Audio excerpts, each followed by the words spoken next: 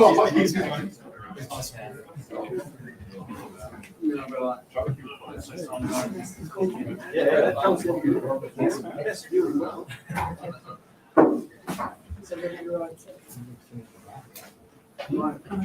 Luke, how are you? All right. Good, thank you. Good. For holidays? Yeah. Yeah. All right. We start off with the office. See if there's anyone else outside on kickoffs. Hey man, how you doing? Thank you. Yeah, good. Enjoy. Beg your pardon? Oh, I don't mind. Yeah. Yeah. Know what you're talking about? Oh, it's fun. Ask questions, share, talk after it. I mean, that's all we get to do that. Alrighty. Hey everyone, very warm welcome to another Perth Data Engineering Meetup. We're excited to see all of you here. We've got two amazing talks tonight. Before we get started, got some announcements. So firstly, a massive thank you to AWS for hosting us. Where's Nigel? Nigel, is he around? All right, I think it's outside. Let me just give me 1 second. I think he liked it. Gotta run. Hey, Nigel, you want to say anything? No? Okay. All right, nothing much for that. But yeah, massive thanks to Amazon for hosting us, putting on the food, the drinks, and the venue, of course. So if you'd like to speak at one of the meetups in the future as well, feel free to reach out to me, myself, or Ash, or just drop us a message on that form there, which I don't think you'll be able to memorize. So we're good. We've got a conference, data engineering conference, happening on the 22nd of August. If you haven't heard of that one yet, it's happening at the Ritz-Carlton, Perth. If you want to get tickets, head on over to dataengconference.com or dataengconf.com.au. Tickets are on sale now, and they're going at a pretty good discount. We've got speakers flying in from different parts of the world. Joe Rees is going to be in Perth. Not sure about the rest of the speakers, but at least Joe Rees is confirmed to be in Perth. Danica might come to Perth as well. But over in the other cities, we're going to have speakers like Chad Sanderson, Mikiko, who is an MLOps kind of enthusiast, and Ryan Boyd, who is the co-founder of Mother Duck, or DuckDB if you use that. You'll notice as well there's t-shirts outside. Those are last year's t-shirts, so feel free to help yourself to the t-shirts as well. All right, that's it in terms of announcements. So we're going to get right in. We got Ash right now, who's going to be speaking to us about unlocking data observability with Big I and dbt. All right, over to you, Ash. Awesome. Do you want to plug in here? Or? I'm not sure if that one's going to work. Yeah.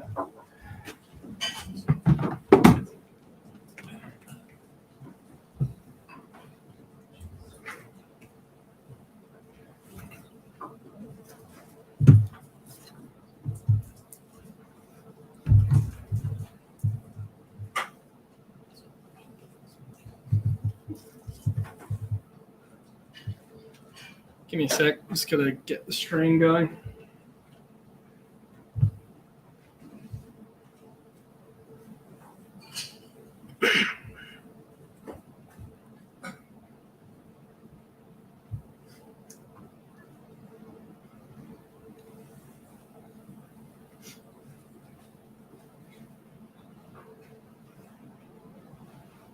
Is that good, Joe?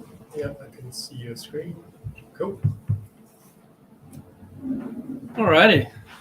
Thank you all for coming and listening tonight. I was talking to John before when I did the first talk here. Oh, that QR code is to the slide pack if anyone's interested. They don't have to take pictures or notes or anything. I don't expect anyone would. But I've just put references in a lot of the slides. So if you're interested in learning more about that, you can, or ask questions in the slide pack as well, and I'll answer it. But when I did the first talk here 2 years or so ago, I did it on dbt and how that's better than stored procedures. And I asked everyone to raise their hands and said, who here is using dbt? And not many hands went up. So I'm going to ask the same question today, but not with dbt. Who's using some sort of data observability tool, whether it be Monte Carlo, Soda, or DataBend, or Big Eye, or anything like that. You guys don't count. Yeah. Who use one? Who manually writes all their data quality checks themselves? And they've got like a little folder on their computer. And whenever they query a table, they like whip it out and run like 20 checks before they'll trust using it. Who doesn't care? Like they'll just query it and see what happens. Yeah. Yeah. So there's a mixture of people, and even previous places you work, there was no tools like this. I think at the time Monte Carlo was just coming out of incubation, and we were building our own essentially to try to streamline this. So I'm going to talk a bit about data observability today, and the reason DBT is in there is because it's a buzzword, but just to add in there that you can do DBT tests as well, but you can also do tests in these tools. So do you need both? I'll go through that. So my name's Ash. I'm the data platform manager at South32. Been there almost 2 years now. And as I mentioned, today I'm going to talk about data observability and data quality, and I hope you learned something. So what's the problem statement? These may sound familiar to some people here. When was this data last refreshed? I don't trust this table. It had duplicates once. The schema has changed. That's bad English. This table broke. I have no idea what it's using. Like what downstream dependencies does it have? What reports are sitting on top of it? Are you sure this value is correct? It goes on. I mentioned before, a few folks at the back raised their hands. They've got hundreds of manual, brittle, bespoke scripts to continuously write this all the time, and it doesn't scale. And generally, I think data engineers should spend their time close to the value, and that's not babysitting pipelines. So we need a solution, a process, a framework that can address this. And I don't know where the coin got termed, but someone came up with the term data observability. And they even came up with an additional title. And do you know who executes data observability? Data reliability engineers, which is kind of a spin-off of Google's playbook on SREs. I've never met a DRE, but there is a DRE conference as well that goes on interstate. But it's all about asking software engineers to solve data pipeline issues and not having, I hope there's no one in here, like the old school Informatica type people solve these type problems. Just seeing if anyone's getting angry. It's different. Oh, I've lost some. I didn't put these transitions in, so I'm just going to skip through them. So there is a good book on O'Reilly called Data Observability. I can't remember the exact title. It is written by the person who founded Monte Carlo. It's really good. I'm not talking about Monte Carlo today. I'm talking about a product called Big Eye. But in essence, there's 5 big pillars which really addresses data observability. It's freshness. Are my tables good to use based on the SLOs that we've defined? The distribution, like, is it within expected ranges? Like, am I getting, I don't know, some columns you may only be expecting -1, 0, 1. Is that correct? Volumes. I don't know if everyone's had a case where all your airflow jobs might have ran, no errors, but the data is wrong. Maybe you only sent 1 record. That would have been like a ghost failure, would have gone all the way through. How do you detect the type of those? So the amount is wrong, the volume. The schema, everyone here, I honestly believe you can't be a proper data engineer unless your pipeline's broken because the downstream systems change the schema. Like we were literally talking about at work today, like it's broken. And lineage, my table's broken. What's the impact to the business? I need that observability so I can email the right people. It doesn't exist. I mean, there's lots of tools that do it, but how do you create that single pane of glass to like create that observability and have that telemetry everywhere to collect it? So I'm going to do a quick demo on a bit, and I'm going to do it on Big Eye. So I claim Big Eye is a pretty cool tool. That's not why we use it. Big Eye came about where, don't quote me on this, but a few of the product and engineers team at Uber tried to solve data quality at Uber at scale. They built a really cool product. They left Uber and started Big Eye. So it's a pretty big company now. It supports an array of technologies like AWS, like Athena, Redshift, Snowflake, Delta Lake. Trying to quote the others, can't remember, but the big ones essentially. The demo I'm doing today, I've just spun it up using Athena. But at a high level, Big Eye monitors everything that we do manually. So I won't go too much into it because I'm going to do a demo, but the goal of Big Eye is to monitor the health of all the pipelines that you've allowed Big Eye to monitor, and you don't have to babysit it all the time. It's insanely simple to set up, so you don't need to install agents everywhere. You just need a connection string to that database, and it can start monitoring the schemas that you want it to follow. Like, the best part I like about Big Eye is it allows you to democratize who can actually define data quality rules. Like, you don't have to know SQL to set the rules. You can stop excluding the people that know most about the data to set these rules. So I think the data engineers are great for setting the nulls, the duplicates, but what about the business logic? How do they set their data quality rules? With a bit of training, they can be given access to Big Eye and do that. And when it fails that SLO, you can send it to a Slack channel, a Teams channel, or a webhook, or whatever you may be. You didn't read all that? Big Eye lets you know about data quality issues before your customers do. And that should be the goal, in my opinion. How do you reduce incidents? I really like this slide because I think engineers by nature, when they have a monitoring tool, they like to monitor everything, right? And then all of a sudden you've got this Slack channel that has things popping in it and no one looks at it. Does anyone have one of those?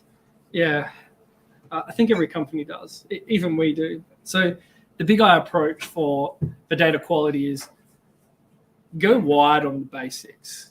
So every table should have a consistent contract, that there should be no duplicates. In some cases, there shouldn't be nulls. Every table should have an expected freshness, whether it's every hour, every 24 hours. So go wide on that. Then there's going to be certain tables in the business which are your crown jewels, your transactions table, your customers table, or whatever it is. Go deep on those ones, right? Add your business logic. You can write, there's out-of-the-box metrics that come with Big Eye that are not suited for you. So you can write your custom SQL on those ones if you want. You can even do like group buys in them as well. So if you want to check, I don't know, has this data landed in 6 different time zones? Like, you can do checks on all of those. It's really powerful. So where does DBT fit in? So I have to answer the DBT part in my talk. Otherwise, DBT is just for a buzzword. So do you still need DBT tests? I think you do. I think they complement your existing tests. I think tests should be moved as far left as possible. And when I say far left, I mean, if you can even get it out of your data platform, that's even better, right? Get it into the application. They should do their tests there. I feel sorry for the people in this room that have to ingest data from Excel files, but do tests there. Like, add your lookup columns on those columns, so you can at least add some assertions before the data comes through. So that's the message. Test as far as possible. But if all those tests fail, then Big Eye's at the end looking at the models which your customers are using as well. And if that data quality degradates or breaches the SLOs that you define, then at least you can get an alert on it and react to it before they find out.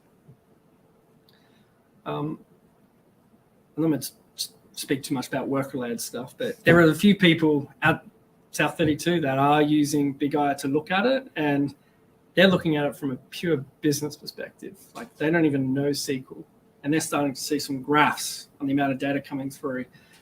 And they're like, that doesn't look right. It's like, we wouldn't know that. They just know. Like, if I asked someone in the room, how many tickets do you get a week for people complaining? You'd say, I don't know, 5. What if one day there was like 300, right? Everyone in this room would be able to say, that's not right. But you wouldn't monitor that. But if that happened in Big Eye, that would catch that as an anomaly and ask you to go look at it to see if it's right. So your pipeline monitoring, like your DAG failures in Airflow, it wouldn't catch that unless you manually wrote that in. So I'm going to do a bit quick demo. John's going to keep me on time.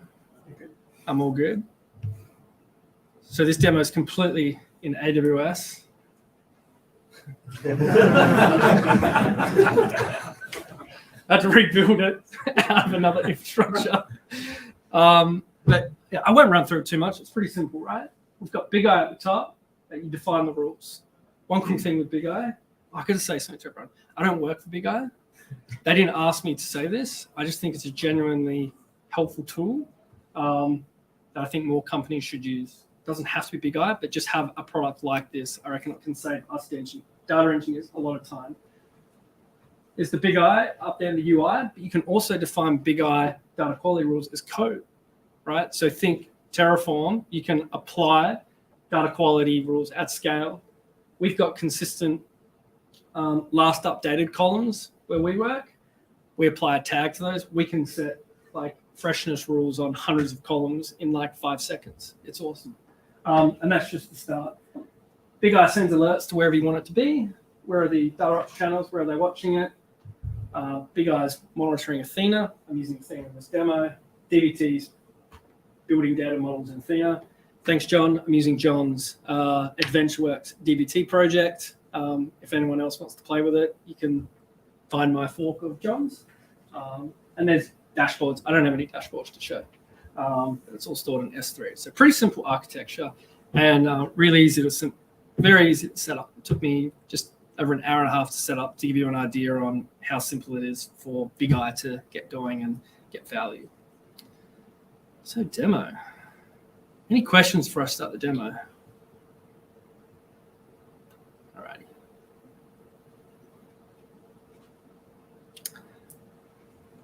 Okay. Give me a sec, everyone. Oh, I've already got it open. So I'm not going to show much of AWS. Sorry, guys. But just wanted to show people here that I've got a few tables that are sitting in my Marts database over here. I'm kind of going to play around with just 2 tables here, which is dim address and dim customer. Right? How have I built those? I built them from my, whoops. Oh, you want to move that little piece of text way in the middle? You can minimize that. That's the minus. Sorry, this one here? Yeah. Awesome. Thanks, John. That's just lost my VS Code. Here we are. Yeah. I'll mainly spend my time in Big Eye, but I just want to give everyone a bit of a taste of like how it all ties together. All I've got over here is just my stock standard DBT project. Again, if you want a copy of it, it's on John's data engineering GitHub. Definitely get in there and fork that if you want to test it on AWS as well. But I'm just going to be looking at dim customer. So we may kick this. Actually, what have I got in here in my history? Dim customer. Let's check that out. All righty. Over to Big Eye.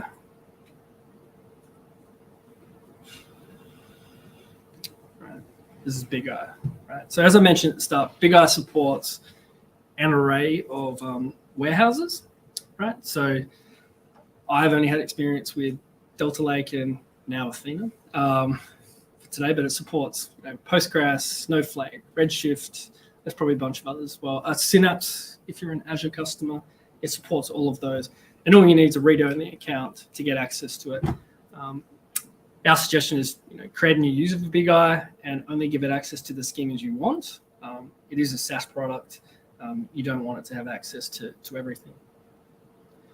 So I'll just click this. So I've given it open access to this, but all I want to show everyone here is I've given it access to my Marts, right? And this view here, I kind of see is where the data engineers would live. So anyone you have to enter a meeting at some point, and before you enter the meeting, you run a bunch of queries to make sure the data is good before they open up the report. I don't know if anyone does, but we've got some teams now like starting to use this tool for this, like opening it up, like, is everything healthy? Right, before I enter this room, right? And I'll run through what this means now. So we're looking at dim address, right, which is just the dimensions for addresses. I've personally assigned 3 metrics to it, like quite basic. So looking back to the T-shaped monitoring that I mentioned before, I've only tackled the ones on the top right now. Like I don't want duplicates. I don't want, well, row count's just going to give me an idea of how many rows are sort of going through and give me some trending on that. And I've assigned hours since last updated to the field that I've defined in DBT to update every time you update on it. So this will give me confidence that if this table here ever breaches my SLO, so my service level objective of 24 hours, it's going to send me a notification in my Slack channel, right? So I don't ever have to go check and I don't have to babysit it. I read this once saying setting up data quality rules is pretty easy until you've got 2,000 of them, in which case you really need some help. So like it's all simple now, but like once you scale it to big and lots of people, like if you don't have a tool to help you with that scale, like you'll spend all your time monitoring.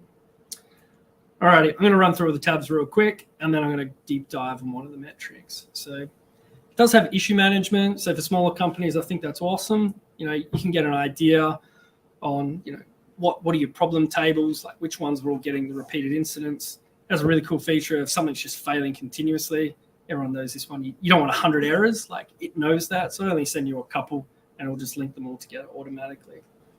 And even if you've got like 20 tables and your raw table at the end's got the failure, it won't send you failures for everything in the DAG, which is cool, right? So you're not going to get hundreds of errors. And that's all done with the out-of-box lineage that's available in Big Eye. So your columns, you know, this is just done by profiling. And then autometrics is really cool, right? Because you don't have to write your data quality rules yourself. It does this thing where, here it is, you profile the table at hand, and based on the data types, the types of data in it, it'll bring back like what types of data quality rules you can apply, right? And remember what I said at the start, just because you can doesn't mean you should, right? So don't create anything unless you're actually willing to react to it, is my kind of like viewpoint. So you can start to think of, you know, what type of rules are available for me. To be completely honest, these top three here, I'd say that's where we spend most of our time, like just making sure the data is like of good quality and is ready for use. And then after that, once they start doing modeling, we may speak to the business and saying, you know, if this breaks, what does that mean? And we may try retrospectively create more business-centric rules for them. But you can write your own metrics. I won't go into it, but you can go in here and sort of, oops, that's just on that column, and create your own, which is really cool. Preview, pretty obvious, right? Just previews the data. But lineage is here. I don't have lineage on mine, but I'll show everyone this on just one of the out-of-the-box ones, because Big Eye were really kind enough to give me access to this for today.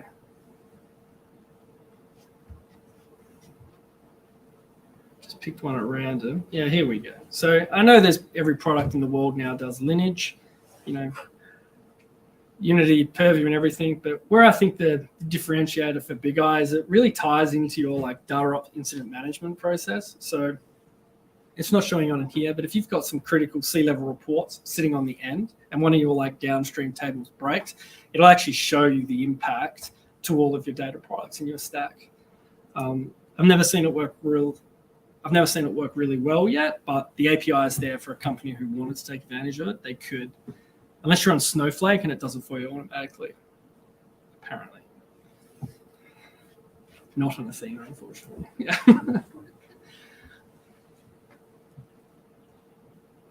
Schema changes, right? I thought we might test this one together, actually. So I mentioned at the start, it's quite annoying.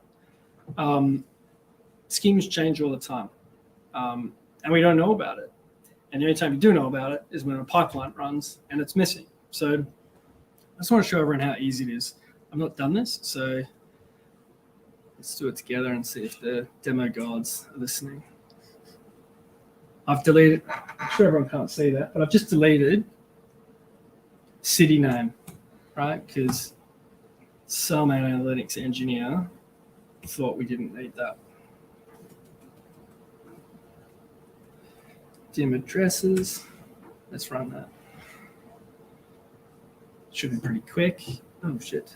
It's just address. Did I? I did, yeah. You would know, right? It's your repo. Yes. How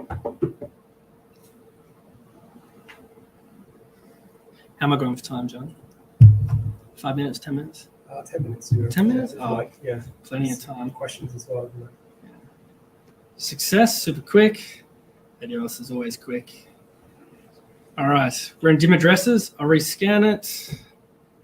I don't know how it works behind the scenes, but I choose big eye kind of, oh God, the pressure. There we go. Prove my point. So it's kind of detected now from like a schema perspective, like that a column is removed from a dimension, like which is probably not good. If I had my lineage set up for this, I could actually react to that and go notify those people. It's not like a enterprise catalog where it's got column level lineage to all the reports, but like I don't know how everyone else addresses that problem now. It's usually you address that problem like, you know, when a job fails, essentially. But you can get a lot more proactive if you're aware of the actual changes coming through. I'm not sure if you're doing questions now, but I did have one. I'm easy. Go for it. Yeah. Can you set subscribers to notifications? So if like You're jumping ahead, John. Oh, okay. Yeah. Sorry. You can. Yeah. Because I'm not quoting this from a book or anything, but I think Big Eye's great as well with 3 metrics. But at some point you're going to reach a point of scale and you need to let the people know about those notifications that actually like give a shit about those notifications. So you can do that. All right, so metrics. I just want to drill into one real quick, and I'll do hours since last updated because I don't know everyone else, but everyone seems to want their data on time. So I won't deep dive, but allowing you to edit a metric, you know, you can add a bit of description, and I won't go over the boiling stuff. You can add it to a collection, right? So my one's not there, so I'll get to that. But this is the important part. You can ask it to look back in time. So how often has this data been landing, right? If there's last updated and it's been there for a year, you should be able to get quite a lot of data by looping back on how it needs to be done. How often do you want to check that this data is fresh? So you can set your own custom schedules in here. You can also set a cron job to do it as well. You can even have an API call at the end of your Airflow to say, I'm finished, like bang, go tell Big Eye to just validate all the data it built and send any alerts if it failed. So there's multiple ways to use it. We have quite a few cron jobs for ours because our SLOs are quite predictable, but yeah, it's really up to the engineer really on how they want it to like check against the SLO. Now, I hope no one asks any questions about this. I'm not a data scientist, but there is quite a lot of advanced tests you can also do as well. Like how far is this failure, from a standard deviation. There's also auto thresholds, which is really cool, which is you do nothing. Like if you're getting 1,000 records every day, I'll show a picture of it in a minute, and then one day it's 1,010 and 1,015. It starts to know how much data is coming through. And then one day you get 10, right? It's well out of that threshold. Bang, you will get a warning alert to investigate. And that's stuff that's happened to us before, and it's not right. So, and all the tests you did left wouldn't have picked it up on it. We call them the silent errors. Most of our tests are done on constants. So we say, 25 hours. So just must be 24 hours old. If it's not here, let's say there's a meeting at 9 a.m. The data has to be there by 8. At 7 o'clock, if it's not there, we get an alert and it gives us a bit of an hour to figure out what's going wrong. And like I said, we know about the problem before the customer does is kind of our model. And to answer your question, John, you can send it to email, Slack, webhooks. Slack is the best. You can actually respond to everything within Slack as well. They've got some really cool widgets. I've not used it. But the bit that I'll add into as well is all of these metrics you can assign to something called collections, right? And this may not be the right way, but it's definitely the way we look at it. I'll just jump to collections real quick. in a large company, there's obviously going to be a lot of data in your warehouse, right? Every single report is going to choose different sets of data from everywhere in the warehouse. So there's no point having one central pane of glass for all data quality uptime, if you will. So Big Eye's approach to that was setting up collections, which allows you to sort of group the metrics that you care about, if that makes sense, into one page. So if you're only using, 10 data points for a report and they break and they're wrong, that's great. No need for you to monitor the entire organization, if that makes sense. You can do that if you want. There's a dashboard, which our team would probably look at, which is more a pane of glass for the whole company. But that's more of a finger in the air, are we going in the right direction type dashboard. It's not something we at present bring up and use. So collections, in my opinion, are really helpful, and we sort of assign them to certain sets of people. Like, this is your collection. You assign your SLOs on it. I don't know what they are. They own that collection. And I can show you, all of the issues that are associated to it. We've always had this idea of, we haven't done this yet. This is a theory. So if someone went and did it, that'd be awesome. Is Big Eye has a full API library. So I think the day that the dashboards talk to these data observability tools is the day where it's really good. So think opening up your sales dashboard and seeing a little indicator at the top, right? If it's green, you've got confidence. All of your SLOs and alerts are set. It's just move on. If it's orange, you can drop John a message on Slack and say, is everything okay? My dashboard's orange. And then John can then dive deeper and figure out what's wrong. Right now, it's like a bit of a swivel chair integration. You're kind of sending people to multiple products. So I do think there's a lot of work in the industry to sort of bring that, like, the tools together, essentially. Alrighty. I won't go too much on this one. Anyone here done a database migration before to a warehouse? And you have to write hundreds and hundreds of annoying scripts? Well, Big Eye can help you with that as well. So if it's there, it can do deltas and full reconciliations. Very similar to what Datafold does, but yeah. Honestly, it's go, John. Sorry, just when you mentioned that, like, do you use that as something to reconcile against your source system? No. Is it possible to do that? We can check as a team, actually. Like, let's do it. Let's see if you can add SAP. To be clear, I wouldn't be able to add it to SAP. They would ban that. But other companies, for instance, there you go. That's the support it has if you didn't want to jump onto the website later. But you could if you wanted to. So if you've got a users table in Workday and a users table in your warehouse and you wanted to reconcile it and you've got all cyber blessings to do both, technically, totally, you could. If the connect exists for Workday. I just made Workday up, but yeah, I get what you mean. Yeah. Maybe Workday has a staging database in MySQL or something like that. You could. We currently don't. We don't have the privilege of getting that level of access, but you totally can. We do a lot of model refactoring from old legacy. I say legacy, but like store procedures. We may refactor them into different dialects. But we want the output to be exactly the same. I've used it to kind of streamline that. I don't know if anyone's written a SQL script to try doing an advanced compare on two tables. It can get messy fast, and it's probably not the best use of your time. So this accelerates it. That's good for me. Where to next? I think I've covered most. I just want to go back to...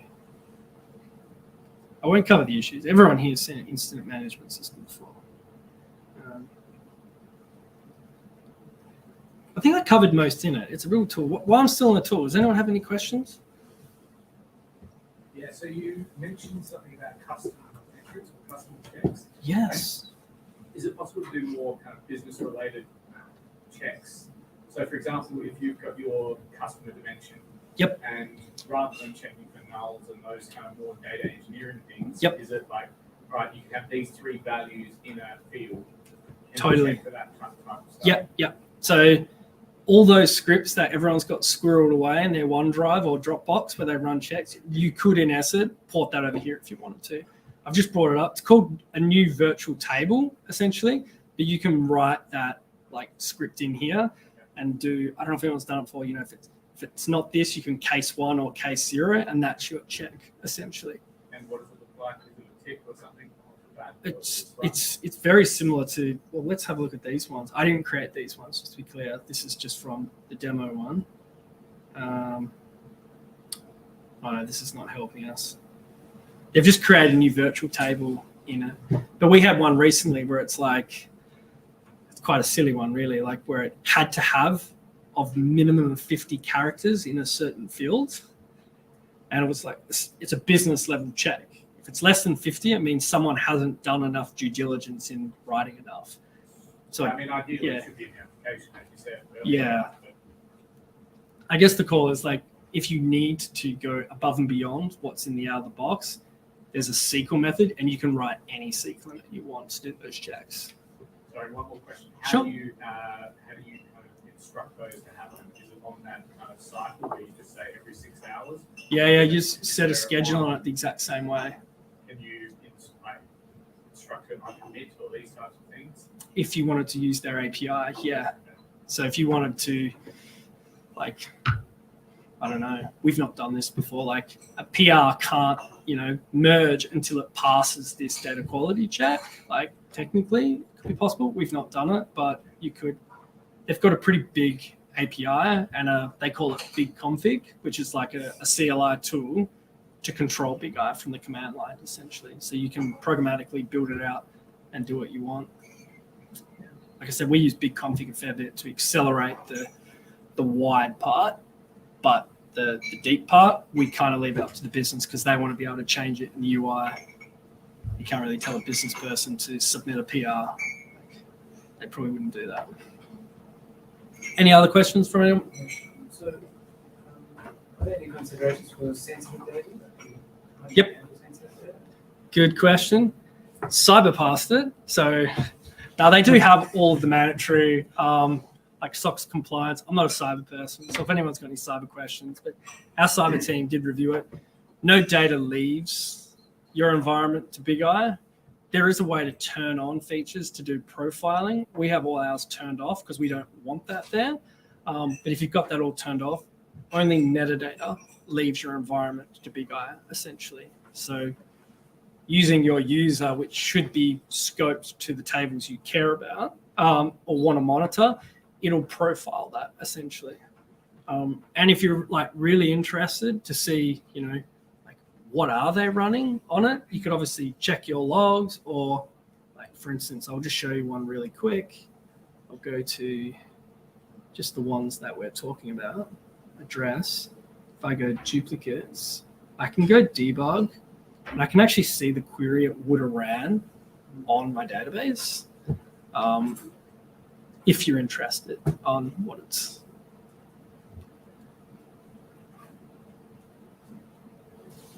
It's a big product. I apologize I can't go everything, but I'm more than happy to answer any other questions. But while I've got it open, is there any other questions? If you run like across the query, Yep. you put version control of that query. Good question. If you're using the UI, there's no version control. If you create your data quality rules in a YAML file that you want to deploy through a typical CI/CD process, you can totally version control it. And that's what we do, a mixture. And once it's deployed by code, I'm sure the DevOps people who will like it, the UI is locked and you can't change it. It's like, no, you have to go back and change the YAML file and follow the right process. So there's no mouses fighting over pipelines. Yeah.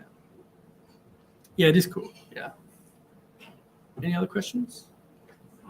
Just around cost. I know you're not trying to sell a product or anything. I'll tell you when we go have a beer. No. Yeah. Can I give you a range? Yeah. It's anywhere. I was going to say something funny. It's costed by how many tables. Yeah. Right. If the Big I people ever watch this, I'm sure they won't mind. So it really depends on how much you want to monitor.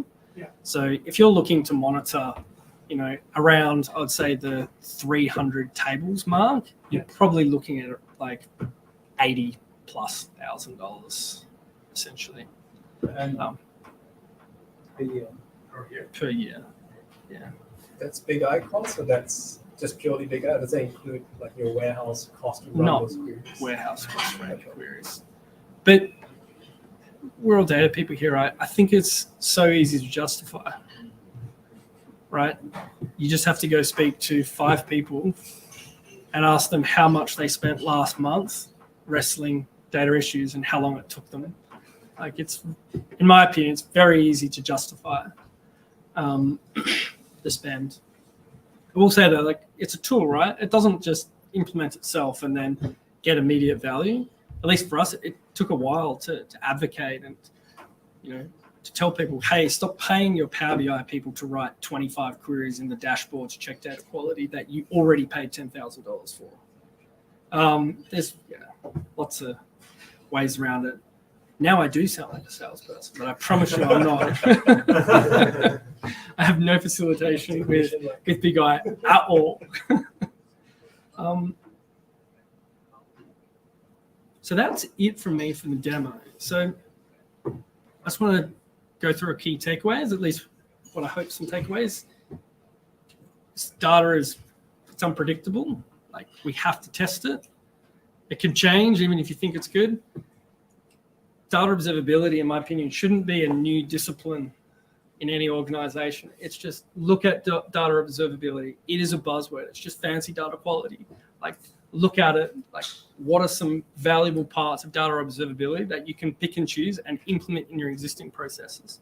You don't need a DRE on day one, but maybe you do need to teach your data engineers that every pipeline they build, they should all have uniqueness tests or null tests and all that stuff, so they can confidently move to the next project. I think DBT tests and data observability go hand in hand, and it's just another point of data in the pipeline. So more tests, the better. Hopefully, you can. It is possible. You can circuit break DBT tests when they fail. Alerts never get created in Big I. So there's a lot of ways to do it. I've said this a few times. Monitor what matters. Like, don't create hundreds of alerts. Like, you won't like it, and no one's going to react to any of them. Our way of doing it was we turned on all the metrics that we wanted to monitor, and just did just that, monitored them. And then we kind of figured out the thresholds that we wanted, and then we slowly started turning alerts on, and that allowed us to shift our focus. But we're not done. There's still a lot more work to do.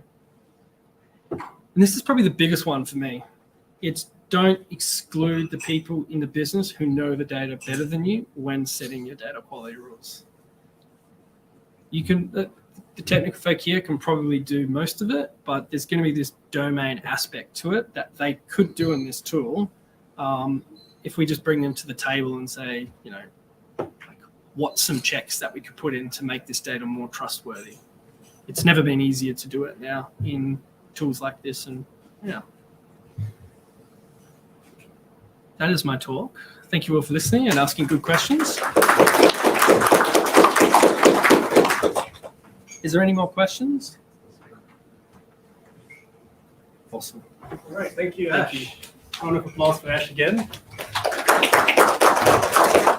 All right, we're going to get set up for our next speaker, Joe. But in the meantime, if you want to go to the bathroom, grab a drink or grab another slice of pizza, you can do that now. We'll kick off in, let's say, 3 or 4 minutes from now. Yeah.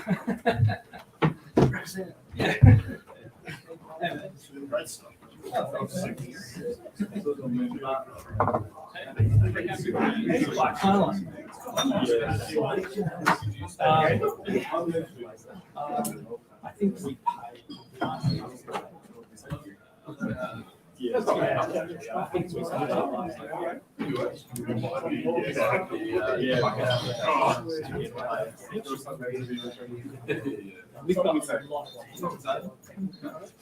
Someone can hide that little bar as well. Yeah, all right. I think you're good. Whoa, Inception. Yeah, it's like 2 days. How many people are telling you what Easy adjustments. Yeah.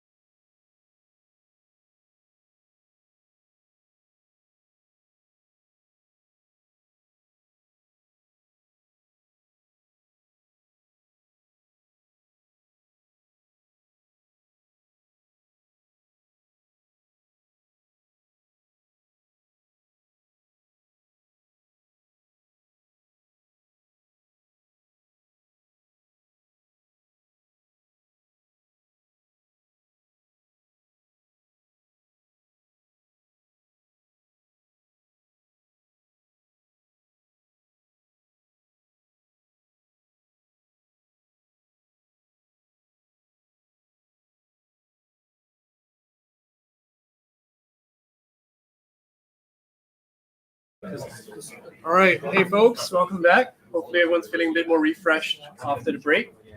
We have Joe with us now, who will be talking to us about DBT and Snowflake tag-based data masking. So over to you, Joe. Thanks, John. Yeah, everyone should be that excited. It's a really riveting topic, so strap yourselves in. My name's Joe. I'm here to talk about Snowflake tag-based marking and using DBT in that. So just a few things we're going to cover. As the title suggests, Snowflake tag-based masking policies and how to actually use DBT to make the developer experience a little bit easier than what it currently is. So who am I? I'm a DevOps engineer at Mechanical Rock. I have no idea what that title means. Ask that guy. No idea. I drink way too much coffee. I used to be a chemical engineer, recovered, still getting there. Dabbled in healthcare, and now I do cloud stuff. So yeah, that's me. So, all right. So what's the issue?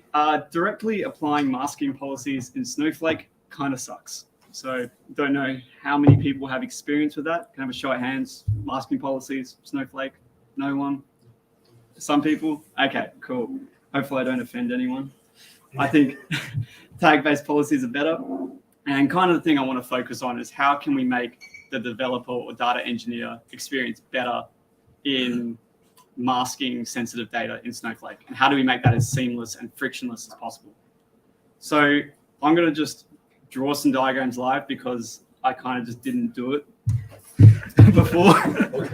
All right, so let's say we have a table in Snowflake and it has a column. Whoa, that's really big. Just made it a bit small. First name, and copy that over. So last name, date of birth, and credit card number. So in Snowflake, to do this kind of their original way was you'd have to create a policy. So it would say like string-based masking policy. Awesome. And then what you'd have to do is you'd have to go, hey, for this column in this table, in this schema, in this database, apply, ooh, that's not an arrow, apply that to that. Awesome. Oh, I'm going to have to do it again. That to that, that to that. But that's actually a date, and that's a number. So I can't actually do that. So what you have to do, you have to go over here, you have to create a new policy and be like, oh, I got a number policy. And then the same thing, you go over here, apply that to there. And then for your date, same thing, got to have to create a date-based masking policy. And you got to do that again. So for those of you familiar with Snowflake, what kind of sucks about this? Anyone tell me? Manual, boring. Manual, boring. I like verbose. So all right. So let's scale this up. It's kind of goes back to your point from before. Things are easy when they're nice and simple, but let's scale this up just a little bit more. Let's say we have even more tables over here. Oh my God. Sorry, more columns. So let's say this is address and I don't know, mother's maiden name. Why you'd have that, who knows. And we've done that. And now scale this up over, hundreds of tables and columns and databases. If I've done a mistake in my policy or for whatever reason you need to alter it, you can't just go into here and fix it. Why? Because it's been applied directly to things. So what you're going to have to do, you're going to have to create a new policy, fixed, and then one by one, you're going to have to go through, delete every single one of these that it's ever been attached to, and then redo everything. Very, very, very, very tedious. So in software, that's what you call a coupled system, and it sucks. You try to avoid it as much as you can. So what is the solution to this? Let's see. Right. So I'm going to delete all these. So that's where we get into tag-based masking policies. Also, another thing, you can't apply 2 policies to one thing directly, right? So if you think you can just be like, hey, I have all these policies, I just want to blanket apply them to all my columns, can't do that. It's not going to work. An error will be thrown. So you have to, as a data engineer, you have to be like, is this data sensitive? Also, what data type is it? 2 things you have to think about. And if you don't do it right, it's not going to work. So, tag-based policies. So I'm going to create another color and say PII tag. So what tags allow you to do in Snowflake is that you can then assign a policy, multiple policies to one tag. And then what you can do, you can assign one tag to multiple column types. And you don't have to worry about the type of data. So it can be a number, an integer, a date, object variant, whatever.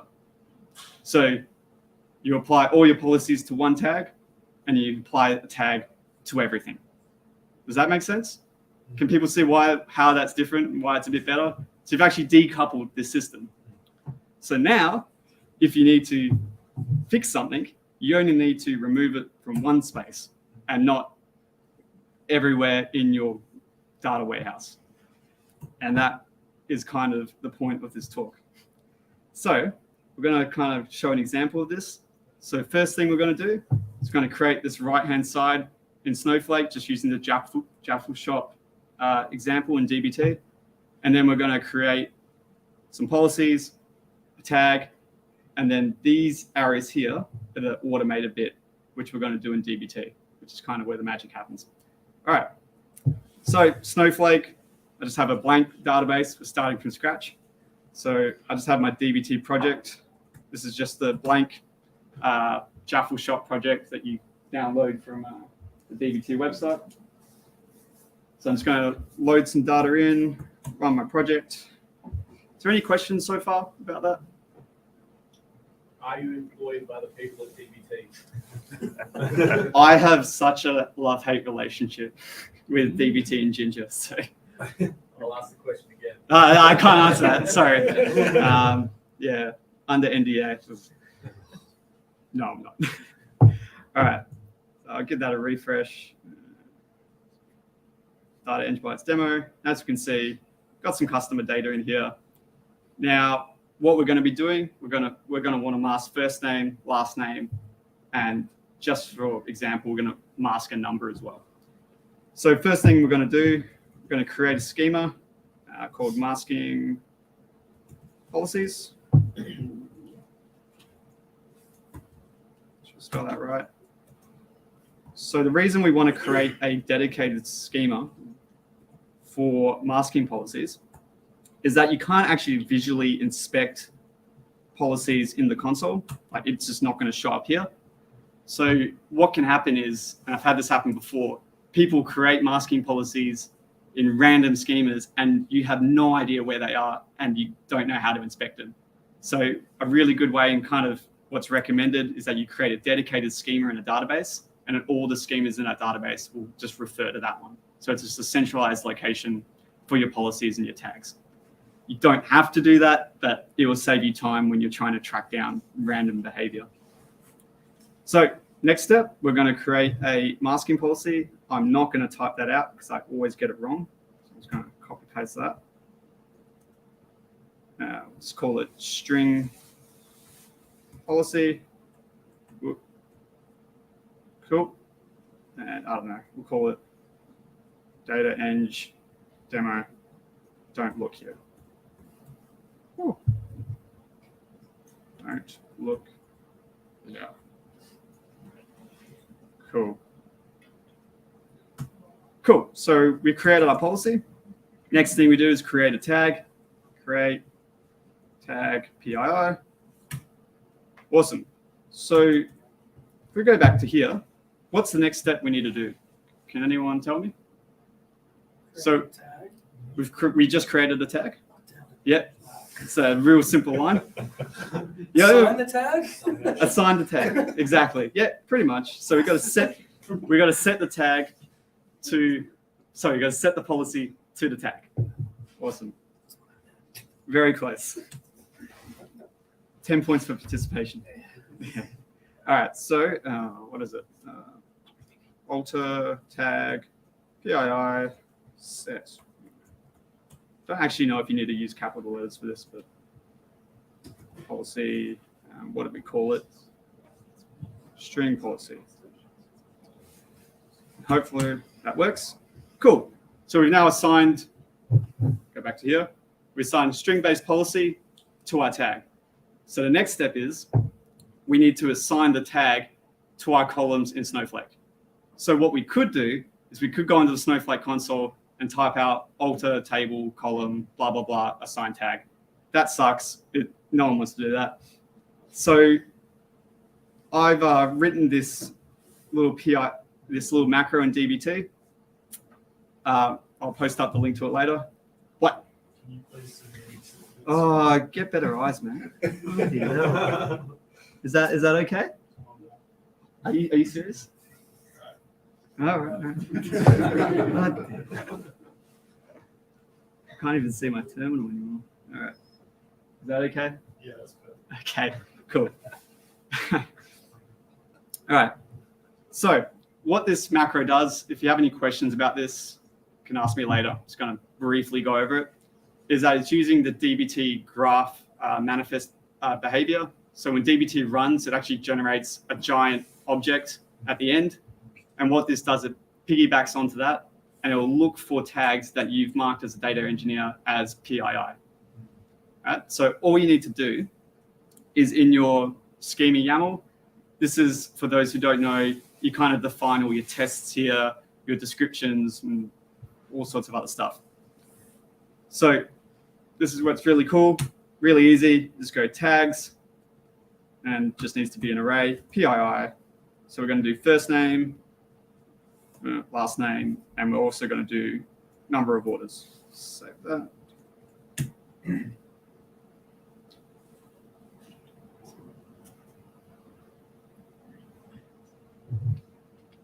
Cool. So I'm not sure if you saw there in the logs, it applied a PII tag to Snowflake. So if I go back to Snowflake, I'll just hit refresh here. Oh, you look at that. First name, last name have now been masked.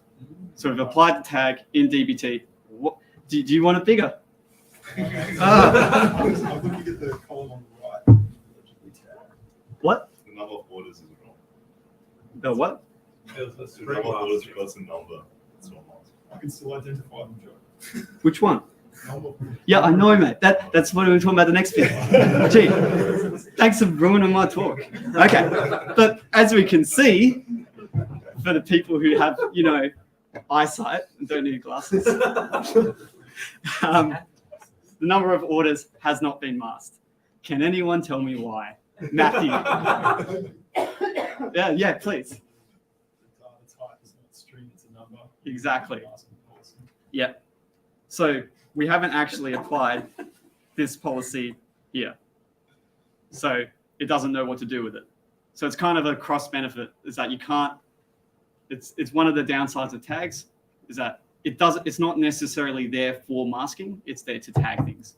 So just because you tag something does not necessarily mean it needs to be masked. So kind of logical next step is that we need to create a number policy. So we're just going to change this one. We're just going to go number.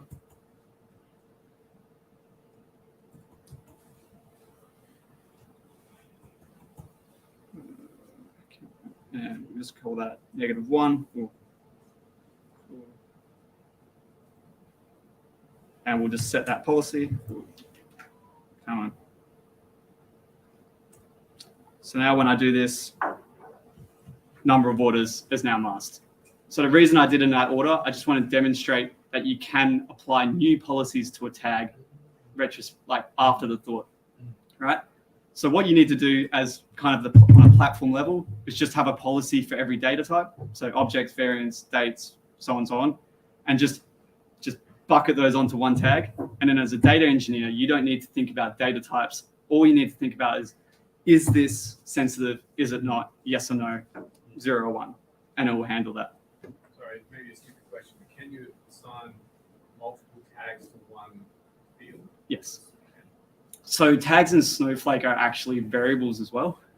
So PII can equal something else. So I'm actually just looking at the variable name. Yeah, So yes, you can have multiple. Yeah, you can have multiple tags for a thing as well. So what you can do is then for PII, you can then go, is this sensitive or highly sensitive? And then in your policy, you can.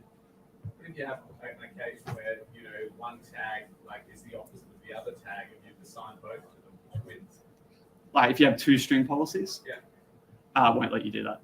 It will fail. So with a tag, you can only have 1 data type policy per tag. So you can't have 2 string policies attached to 1 tag. What if you have multiple tags? Multiple tags. I think when you try to set it, it will fail. Yeah. Cool. Can you mask it not with one value, but kind of just first name 1, first name 2, first name 3, first name 4? Basically, have a unique identifiers. Oh yeah, for sure. So that's just the masking policy here. Okay. So what we did in DBT is just kind of saying yes or no, but the masking policy here, so you can say, say an email address, you can say, oh, well, only give me the @Gmail afterwards, or you can generate a unique ID instead of masking something. So that's something you can do. Yeah. else row number or something like that. Yeah. How do you tell how many policies are assigned to that tag? Yes, it is possible. It's a Snowflake query. I don't remember off the top of my head. But yes, you can query a tag and say, show me the assigned policies. Yeah. Cool. That's pretty much the bulk of it. As you can see, I don't really have a lot of slides. Really it just allows for the abstraction of policies, allows for multiple policies to be assigned to one tag, which saves you a lot of playing. It's really just piggybacking on DBT's feature of documentation. So in the DBT docs, I'm not sure if you guys know that DBT docs serve, it's like this fancy web page. In that, you'll be like, oh, that's tagged with PII. So it's just really piggybacking on that functionality. That's doing the thing. For questions, you have to give me beer, and that's the GitHub repo for that thing. Oh, and if you do want to use this, you can just install that. Yeah. So I haven't officially published it, but yeah, if you do need to use it, you can just install it, and that installs your macro into your DBT packages. Yeah. Cool. Do you think it's worth I see in your macro that tag if PII. Is it worth creating different types of PII tags? Because I imagine you might have 2 more string masking policies, one that would just hash up to a credit card, leaving the 4 digits visible, and another one just hashed everything completely.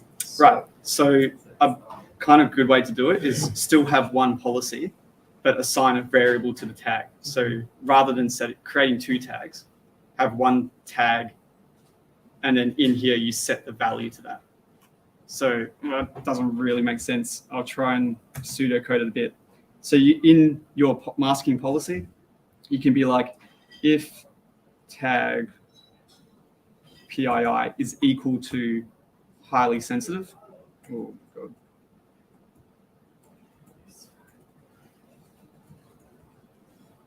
Then mask everything. Sorry, I don't know the exact notation in Snowflake. Mask everything. But that highly sensitive part is what you target in the DBT model. Yeah, this can be whatever you want. It's just a string. Else if sensitive or then mask some of it. and that will be like some variation of that, and it's some regex in Snowflake. What do you, how do you set that in on the DPT side? Right. Would you Yep. use on the column? Yeah. So at the very bottom here, I'm setting. This is setting the tag, but I'm also setting the value to PII. This value isn't actually being used, so that could actually be blank at the moment. So PII is just a variable. So in this demo, I haven't actually utilized the variable. I'm just saying if that variable exists, mask it. But you can also, there's a level underneath that where you can assign values to it. And you can also use those values in Snowflake. Okay. Yeah. Got it. Yeah. It's a bit weird, the notation, because you'd think a tag doesn't have a value, but it does. Yeah. But I've kind of simplified it for this demo, but we have used that in like the different ordering of things. Cool. With the, So, yeah, you go. with the masking, does it have to be the same data type as the actual column that's masking? Because I can just see somebody pulling a report and then Yep. putting it out to exec that everybody's -1 years old.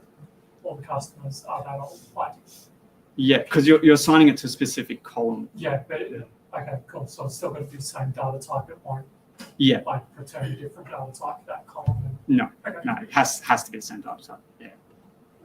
So it might be a stupid question, but can you implement the tag on the customer ID? Like a different column? Yeah, like using customer ID. Oh, yeah, sure. Yeah, we can do that. I'm not sure if it's a string or a number. It shouldn't matter if it's a string or a number. It should work because we got both policies. So we can do that. So that's kind of the thing. Is like you really just when you set this up, you just create all your policies for every type of data type, and then you don't need to think about that. It will just mask it. Yeah. Cool. Yeah. Ash was just saying that. Hey, don't.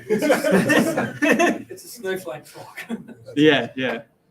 I have a quick question.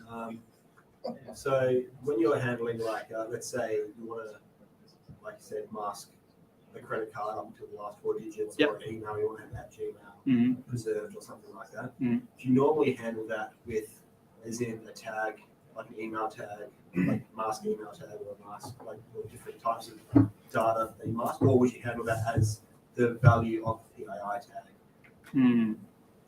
Haven't done that. You could do either in that scenario. Yeah. I think I would do a value because it set the default to just mask everything and then have an additional value. It's like, oh, well, this is also an email on top of it. So that way you're not going to get it accidentally missed if they forget to do that. Yeah. Cool. Any other questions? Cool. Yep. I'm assuming the masking can be unique to specific groups. What do you mean by groups? Or user types, or I guess people who have the administrative. Oh, yeah.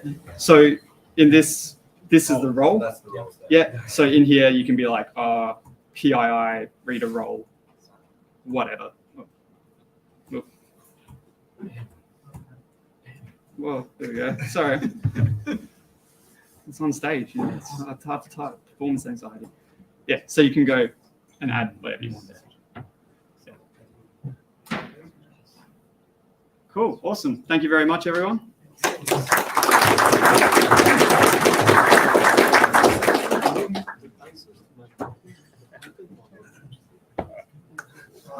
Thanks again, Joe. Well done. Brilliant presentation. I think my eyesight's better than Matt's, I have to say. All right, now that brings us to the end of the meetup. Thanks again to everyone for joining in. We're going to get kicked out, I believe, at 7:30?